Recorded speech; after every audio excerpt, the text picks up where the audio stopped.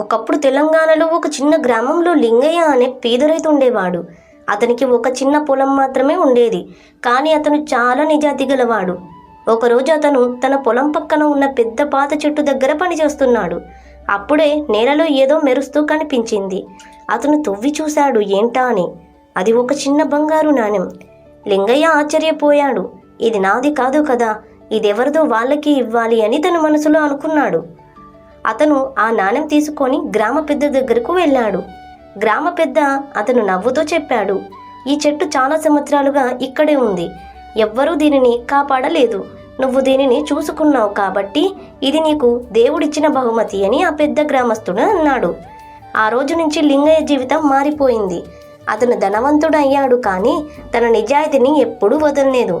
ఇందులోని నీతి ఏంటంటే, నిజాయితీగా ఉన్నవారికి దేవుడు ఎప్పుడూ మంచి ఫలితమే ఇస్తాడు. లోభం కాకుండా నిజం మార్గంలో నడిస్తే జీవితం మారుతుంది.